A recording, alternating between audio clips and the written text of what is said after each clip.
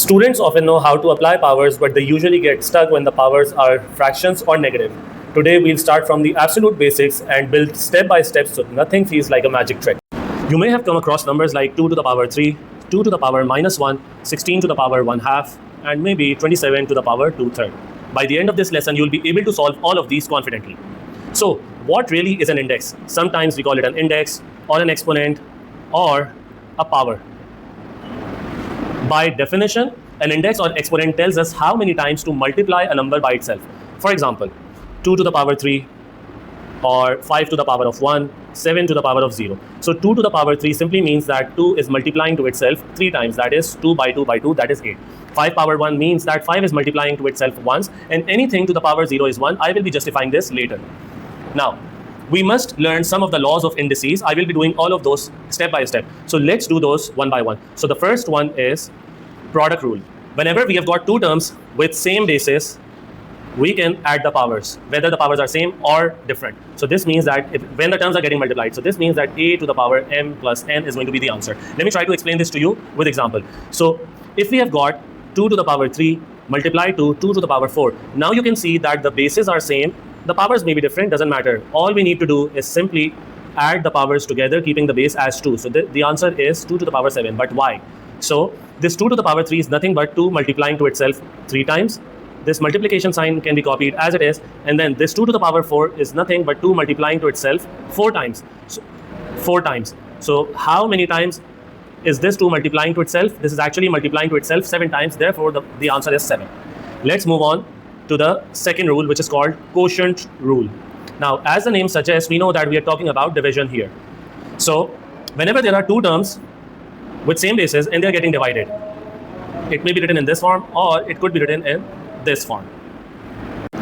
So, in such a case, we subtract the second power from the first power. So, the answer is going to be m minus n. Now, let me try to explain this to you through an example. Let's say you have got 5 to the power 7 divided by 5 to the power, let's say 3. Now, by the rule above, we can deduce that the answer is going to be 5 to the power 7 minus 3 equals to 5 to the power 4. Now, why does this actually happen? So, let's say we can also rewrite the above as 5 to the power 7 upon 5 to the power 3. Now you can see that in the numerator, 5 is multiplying to itself 7 times. Let me write all those down in order to make everything crystal clear.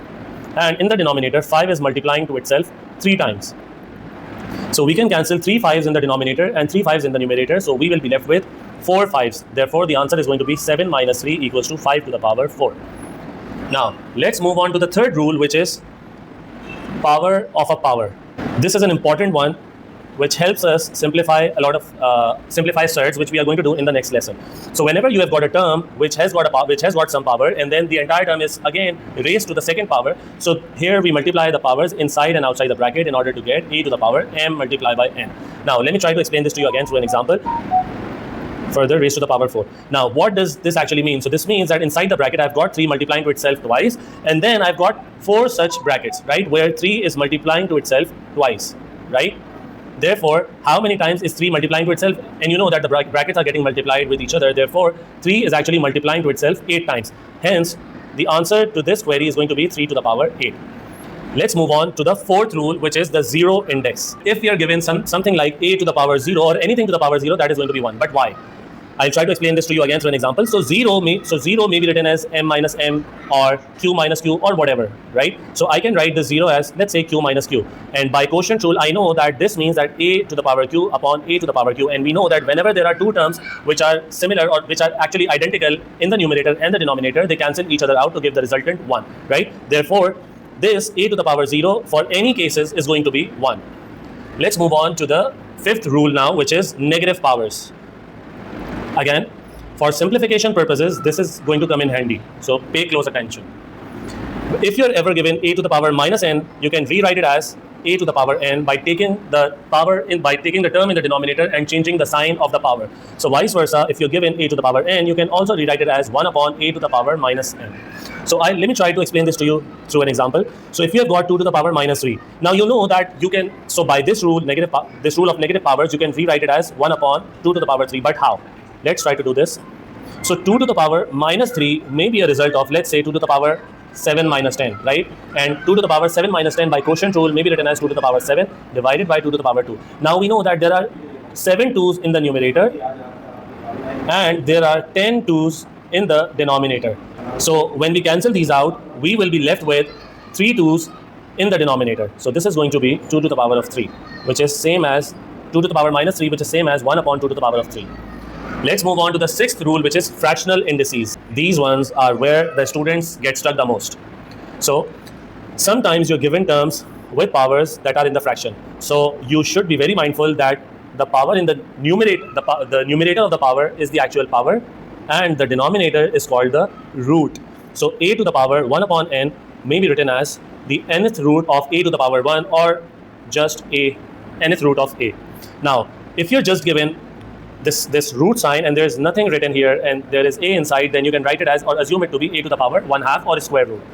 So, and you may also be given sometimes a to the power m upon n for any real numbers m and n, or whole numbers m and n, and you can rewrite this as a to the power m in the nth root of a to the power m, where this m is the actual power and this n is the root.